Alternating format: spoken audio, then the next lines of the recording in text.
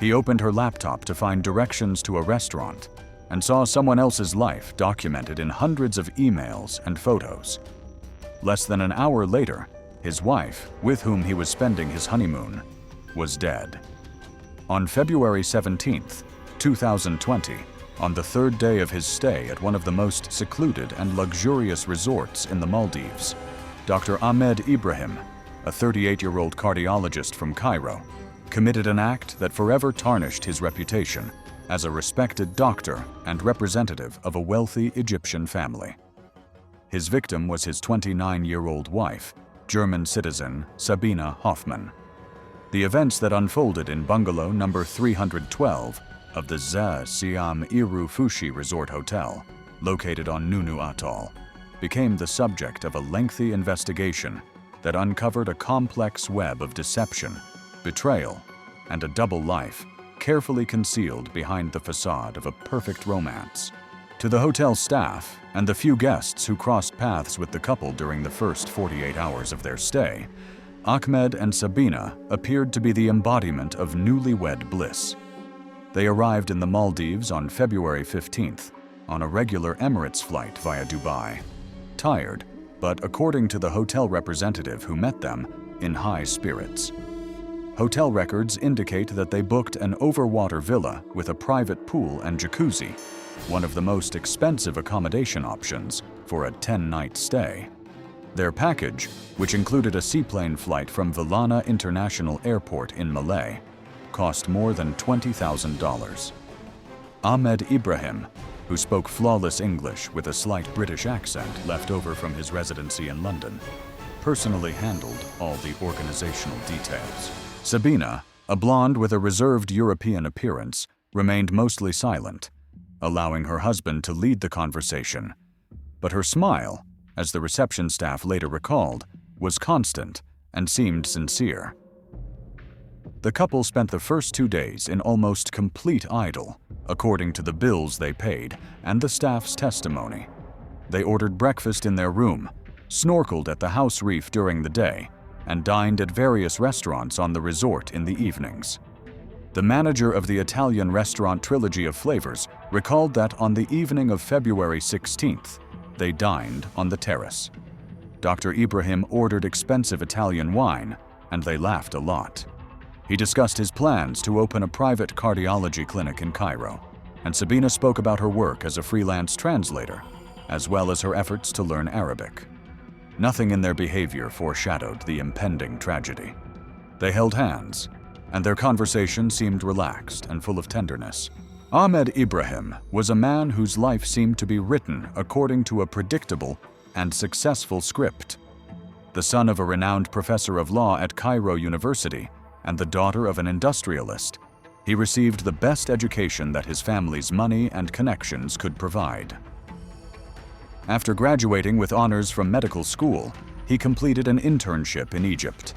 Then he spent several years in the United Kingdom, specializing in interventional cardiology at the Royal Brompton Hospital in London. Returning to Cairo, he quickly established himself as one of the leading young specialists, working in a large private hospital and conducting scientific research. Colleagues described him as extremely disciplined, meticulous, and even somewhat cold in his professional interactions, but absolutely dedicated to his work. He was known for his precision and ability to remain calm in the most critical situations in the operating room. In his personal life, before meeting Sabina, he was known as an enviable bachelor whose romances were short-lived and never went beyond the bounds of propriety accepted in Cairo's conservative high society. His family had long insisted that he marry. Still, Ahmed, according to his close friends, was looking for something special, a woman who combined European independence with respect for traditional values. Sabina Hoffmann, at first glance, fit that description perfectly. He had met her 18 months earlier, in May 2018, at a medical conference in Berlin, where he was giving a presentation. Sabina was working there as part of a team of simultaneous interpreters.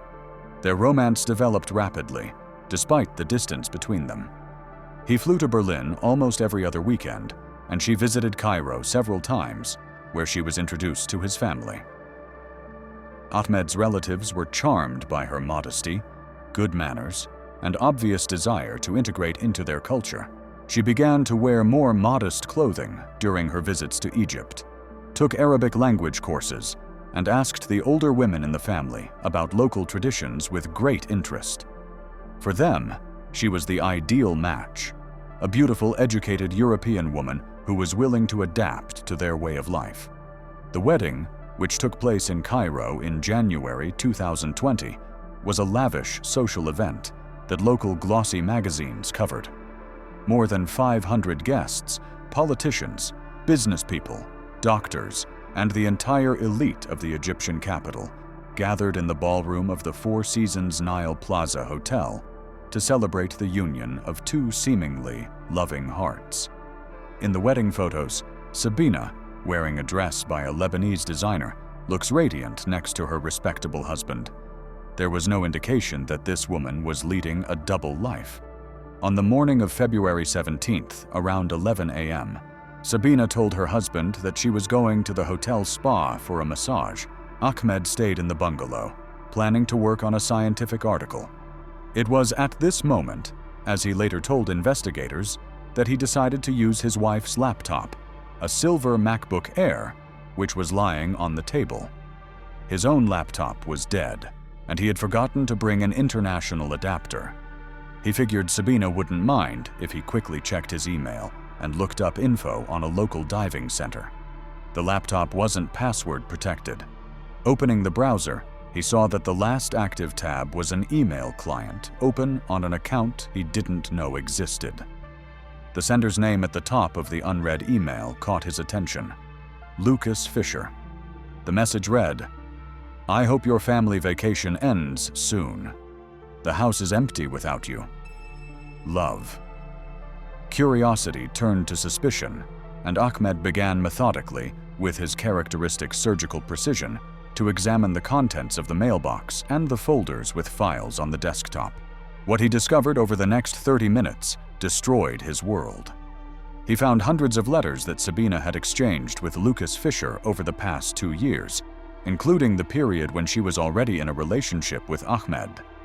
The correspondence left no doubt as to the nature of their relationship. They lived together in an apartment in Berlin's Kreuzberg district. In the letters, they discussed plans they had made together, paying the bills for the apartment, and an upcoming vacation in Portugal that they had planned for the summer. One folder, labeled Life in Berlin, contained dozens of photos: Sabina and Lucas embracing on the sofa at the Christmas market with friends in a bar. In one photo, they were kissing in front of the Brandenburg Gate. The picture was taken on the weekend when Sabina told Ahmed she was going to visit her sick aunt in Munich. But the most devastating blow was the fragments of correspondence in which Sabina and Lucas discussed Ahmed himself. She called him "my Egyptian project" and "my golden ticket." She described in detail his courtship, including the expensive gifts and lavish wedding, cynically commenting on his family's conservative views and how easily she was able to play the role of the obedient future wife. She wrote that she planned to live with him for a year or two, gain access to his funds, to help Lucas open his own design studio, and then file for divorce, receiving a substantial settlement. For Ahmed Ibrahim, a man whose life was built on control, reputation, and strict rules, this discovery was more than just betrayal. It was the destruction of his identity, his status, his male pride. A man accustomed to making split-second decisions on which the life of a patient on the operating table depended, found himself in a situation for which he was completely unprepared. His world collapsed in the silence of an air-conditioned bungalow overlooking the turquoise ocean. Sabina Hoffman returned to bungalow number 312 about an hour later, around noon local time. Later, the staff at the Oceanic Spa would confirm that her Balinese massage session had ended at 11:45. She looked relaxed and peaceful. She was holding a frangipani flower, which had been given to her by the masseur, as is traditional. She entered the cool, air-conditioned space of the villa, expecting to see her husband working at his computer or reading on the terrace. Instead, she found Ahmed Ibrahim sitting in a chair in the center of the living room area, completely silent. In front of him on the coffee table was her open laptop, its screen emitting a cold blue light. His expression was calm, but it was the same professional calm she had seen before in moments of extreme tension, and which she had learned to fear more than any shouting. He did not look up when she entered. He said, without taking his eyes off the screen, "The house is empty without you. I love you. Who is Lucas, Sabina?" Her first reaction, as later revealed by recovered data from surveillance cameras on the resort grounds, was instinctive fear. She froze at the entrance, her shoulders tensed, and the smile disappeared from her face. The flower fell from her fingers and landed silently on the polished wooden floor. The scene that followed was not a furious outburst of jealousy, as one might have expected.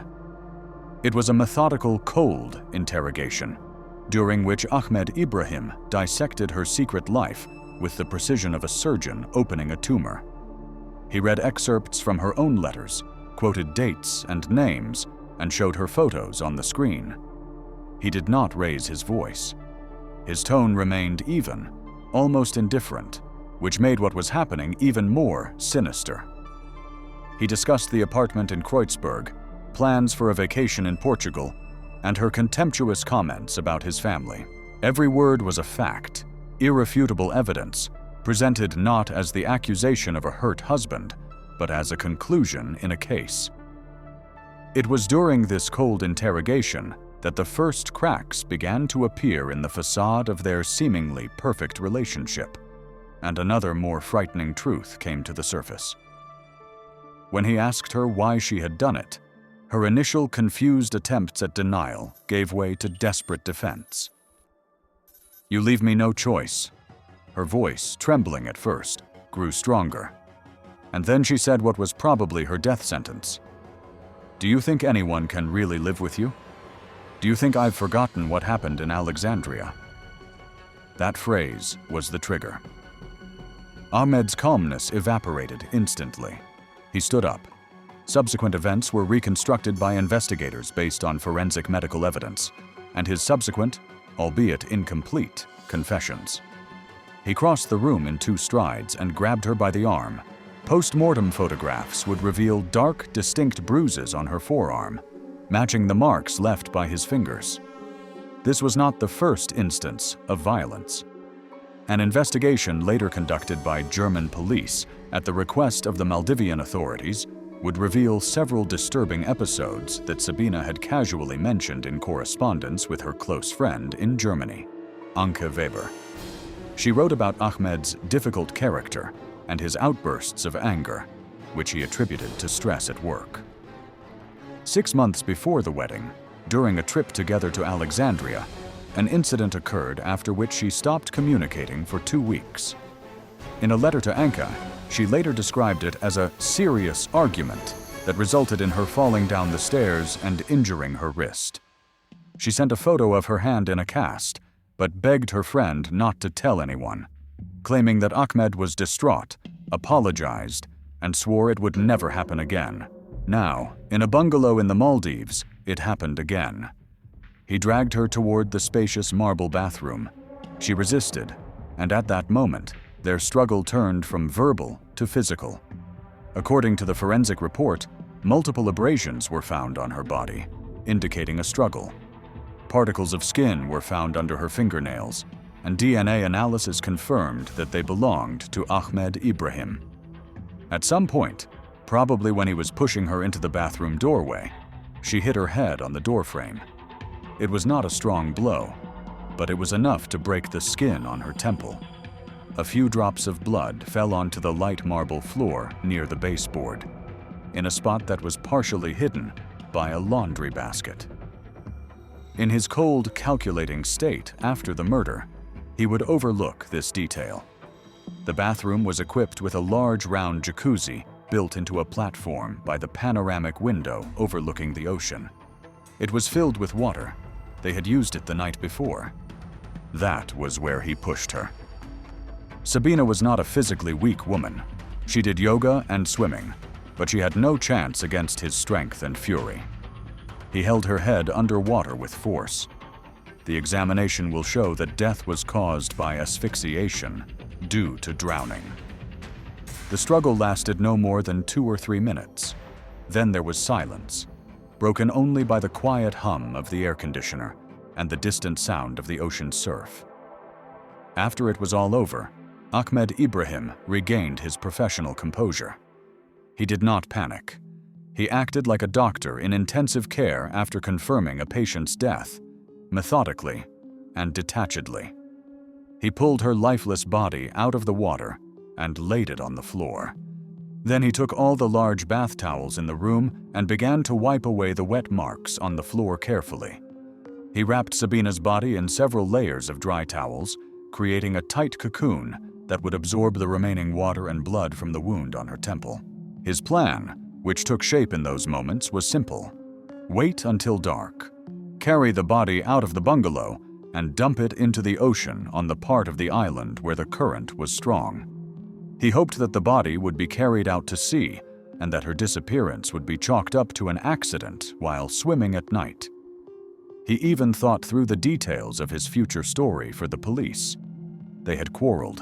She had gone for a walk on the beach to cool off and had not returned.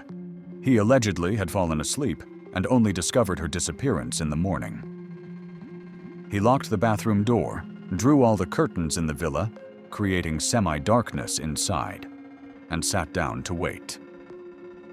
For the next few hours, he behaved almost normally. Around 2 o'clock in the afternoon, he called room service and ordered a sandwich and a Coke. The waiter who brought the order later recalled that Dr. Ibrahim was unusually taciturn and did not fully open the door. Instead, he took the tray in the doorway. He also noted that Mr. Ibrahim was wearing dry clothes. Nothing aroused suspicion. He even answered a few work emails from his phone. Outwardly, he was the picture of calm. But inside, he was busy constructing a new reality in which he was not a murderer, but a grieving husband who had lost his wife in a tragic accident. Sabina Hoffman's double life, which he had discovered, was in essence her desperate exit strategy. The investigation revealed that Lucas Fisher knew nothing about the abuse. For him, Sabina had created an image of a woman trapped in a marriage of convenience with a rich, yet boring and controlling man. She didn't tell him about the beatings, probably out of shame and fear. The money she mentioned in her letters was not the goal, but the means. She planned to use Ahmed's resources to provide herself and Lucas with a financial safety net that would allow her to break off the relationship with her tormentor and disappear.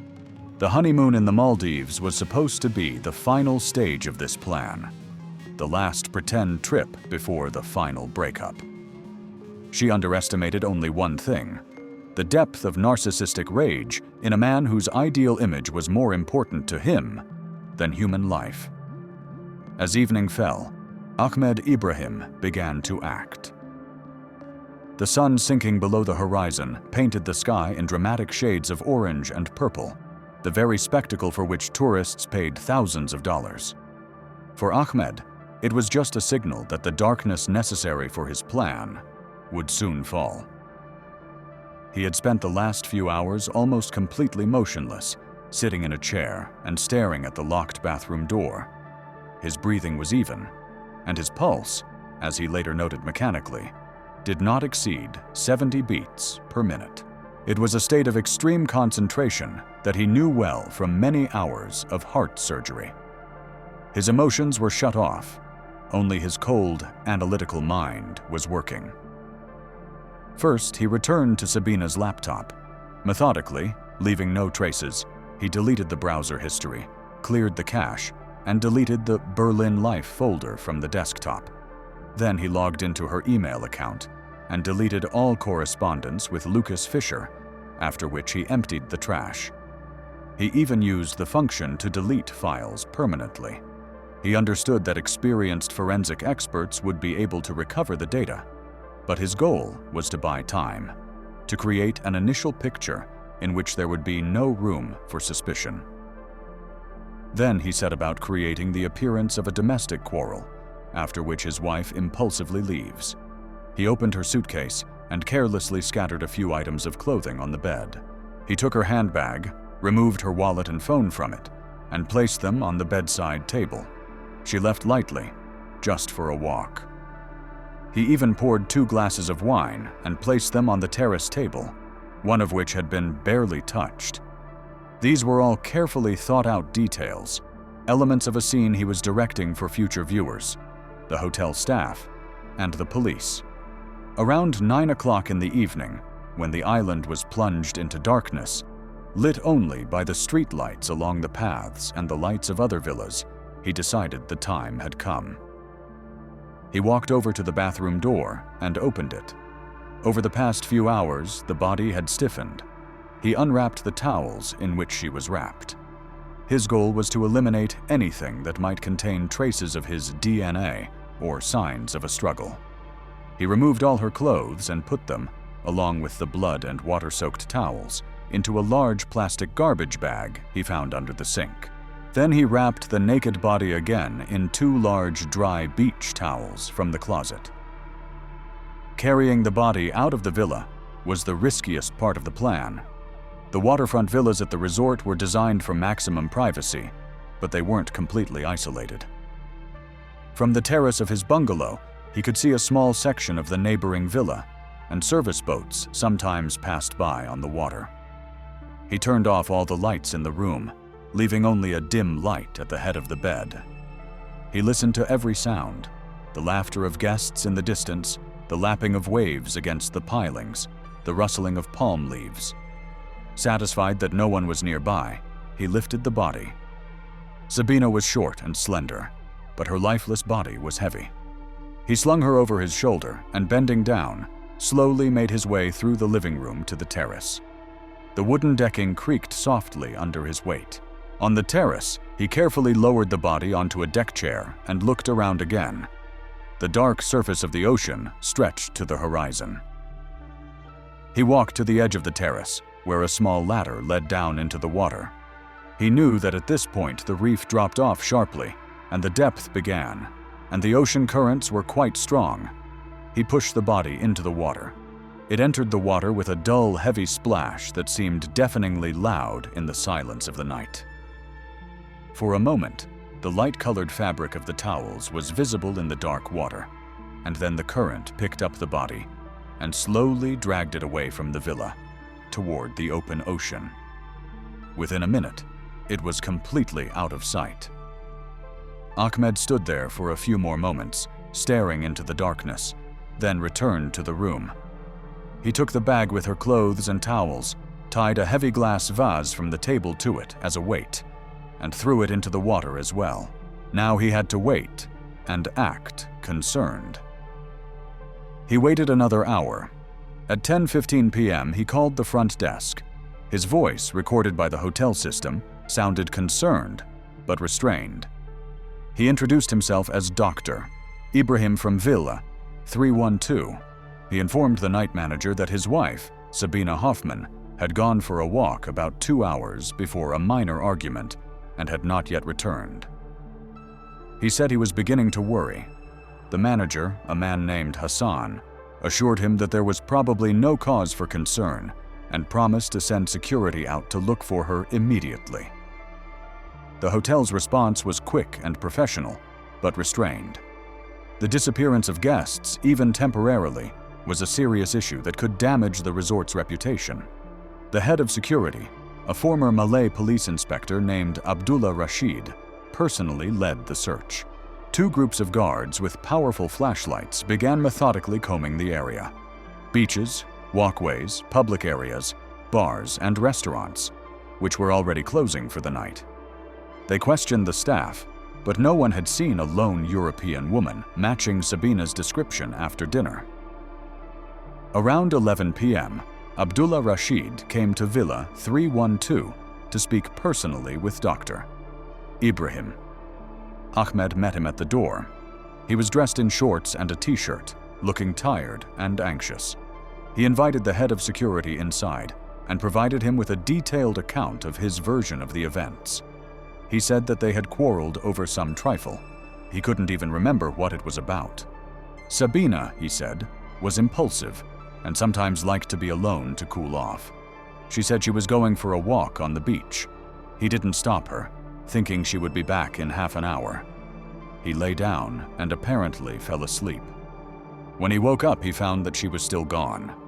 He waited, called her phone, which, as it turned out, she had left in the room, and finally decided to ask for help. Abdullah Rashid, a seasoned professional with extensive experience working with people, listened carefully as he examined the room. He noted the perfect order, the carelessly but somehow artificially scattered clothes on the bed, and the 2 glasses on the terrace.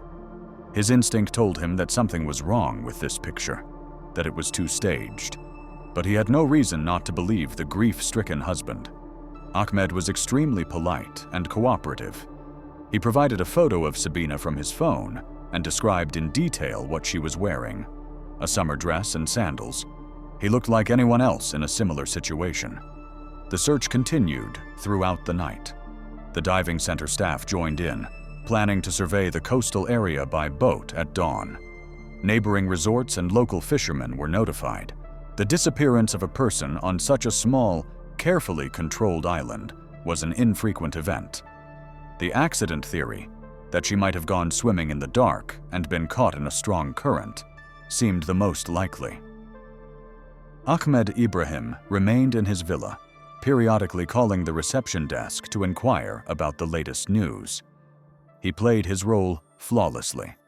No one could have guessed that the main and only witness, the grieving husband, was in fact a cold-blooded killer, and that the body of the missing woman was being carried further and further away into the depths of the Indian Ocean at that very moment.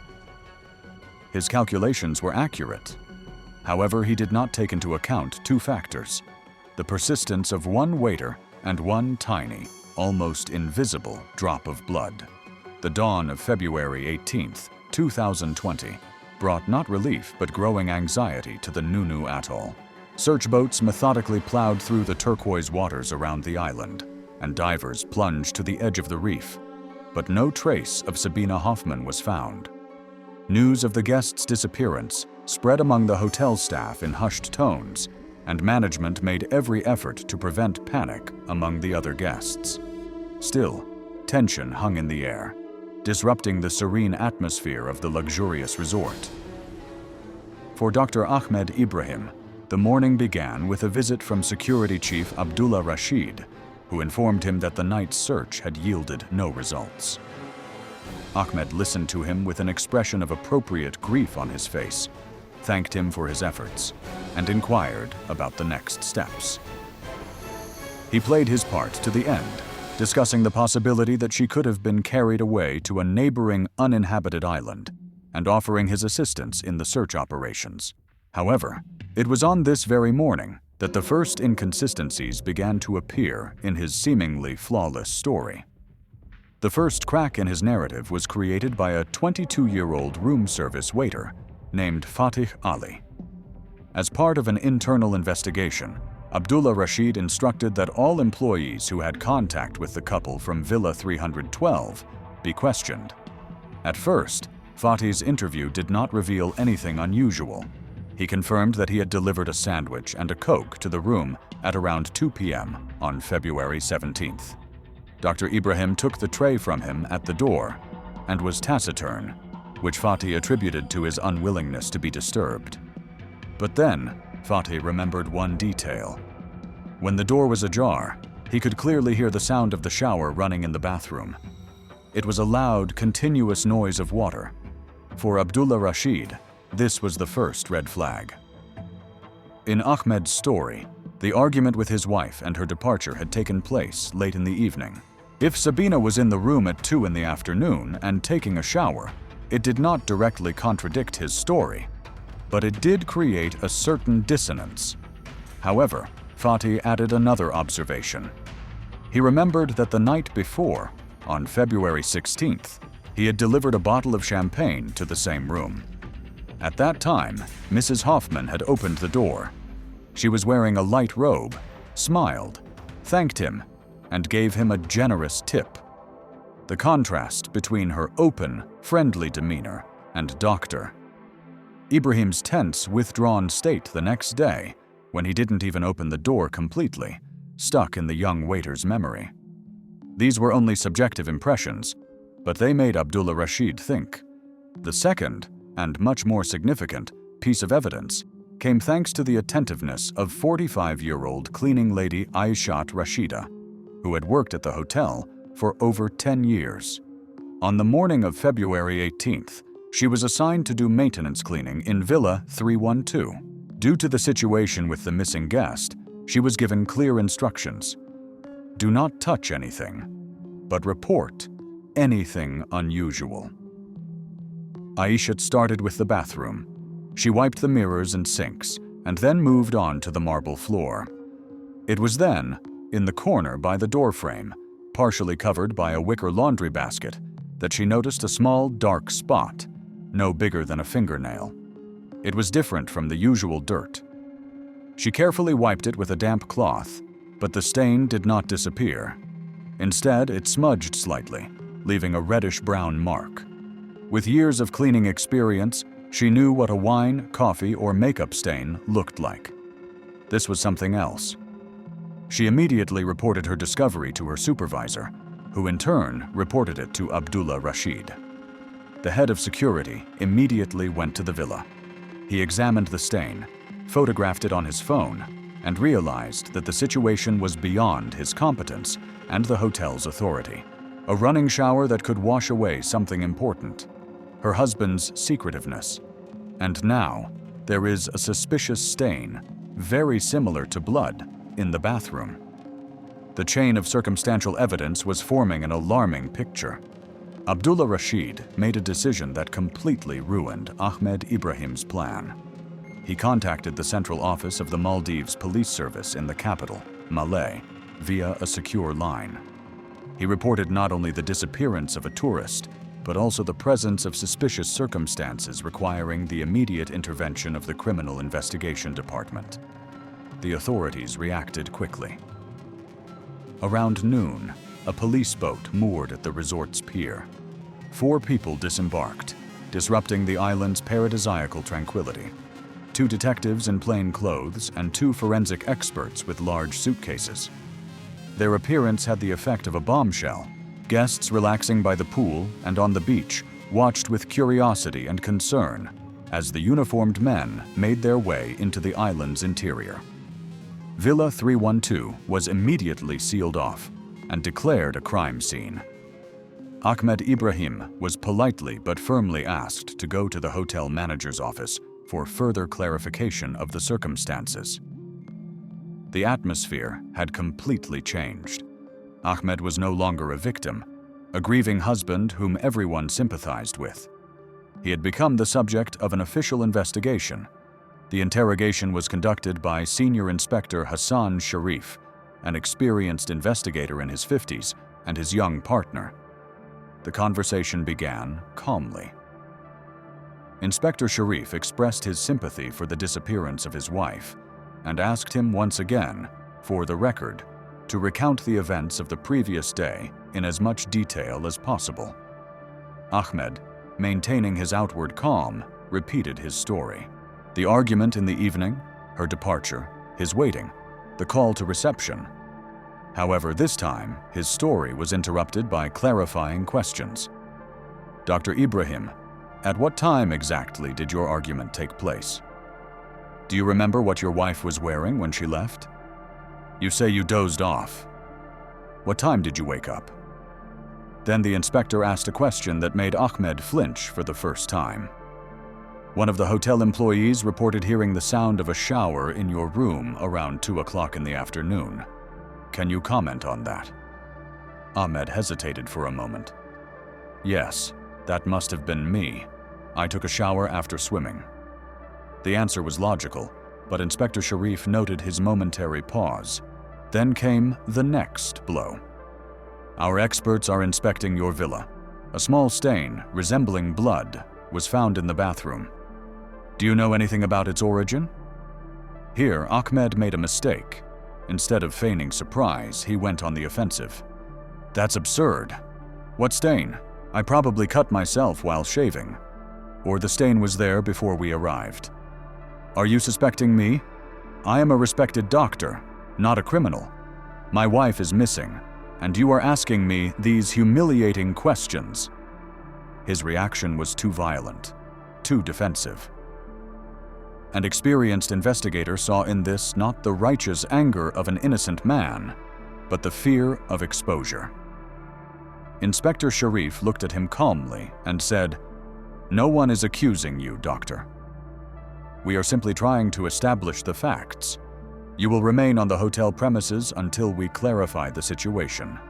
Please hand over your passport." At that moment, Ahmed Ibrahim realized that his perfect plan had come crashing down. The walls of paradise, which he had chosen as the backdrop for concealing his crime, began to close in on him. From that moment on, events began to unfold at a relentless pace, and each new piece of evidence tightened the noose around Dr. Ibrahim's neck. While he was under de facto house arrest in another hotel room under police supervision, a team of forensic scientists conducted thorough work at Villa 312. A rapid test confirmed that the stain on the marble floor was human blood. The sample was immediately sent to a laboratory in Malay for DNA analysis, but that was only the beginning. Using a luminal spray, the forensic team treated the surfaces in the bathroom and on the terrace. In the dark, an ominous blue glow appeared. The fluorescent traces revealed what Ahmed had tried so hard to hide: extensive smudges on the bathroom floor, indicating that a large amount of blood had been washed away, and a distinct intermittent trail leading from the bathroom through the living room to the terrace, straight to the stairs, leading down to the ocean. It became clear that a bloody body had been carried out of the villa. At the same time, investigators obtained a court order to examine all electronic devices belonging to the couple. Technical specialists seized laptops, phones, and tablets. Although Ahmed had deleted the files from Sabina's laptop, he had not taken into account the existence of cloud storage. The Maldivian police sent an urgent request via Interpol to their German counterparts in Berlin, requesting access to Sabina Hoffman's accounts. The response from Germany arrived within 24 hours and proved decisive in the case. The German police not only gained access to backups of deleted emails, but also quickly located and questioned Lucas Fischer and Sabina's best friend, Anke Weber. The testimony of these two witnesses completely changed the picture of the crime. Lucas Fischer, in a state of shock, provided all the correspondence, confirming the existence of Sabina's double life. But he also said that she described Ahmed as a controlling person, prone to outbursts of anger. Sabina's friend, Anke Weber, gave even more frightening testimony. She recounted several incidents, including falling down the stairs in Alexandria, and admitted that she had tried to dissuade Sabina from the marriage. She explained that Sabina's plan to use Ahmed's money was not an act of greed, but a desperate attempt to create a financial opportunity for herself to escape from her situation. She was afraid of his reaction to the breakup and wanted to disappear without a trace. Now, Inspector Hassan Sharif had not only a corpse, but also a motive, one that cast the victim in a completely different light, and the suspect as a violent abuser rather than simply a deceived husband. 48 hours after the police arrived, Ahmed Ibrahim's final interrogation took place. It was not held at the hotel, but at the investigation department in Malay, where he was taken on the same police boat. Ahmed was still trying to stick to his story, but his confidence was waning. Inspector Sharif methodically and emotionlessly laid out all the evidence he had gathered. He showed him photographs of the blue glow of luminol on the floor of his villa. He read excerpts from Sabina's reconstructed correspondence with Lucas. He recounted Anke Weber's testimony about the incident in Alexandria. Then he placed the preliminary results of the DNA test on the table. The blood in the bathroom belonged to Sabine Hoffman, and the skin particles found under her fingernails during the autopsy.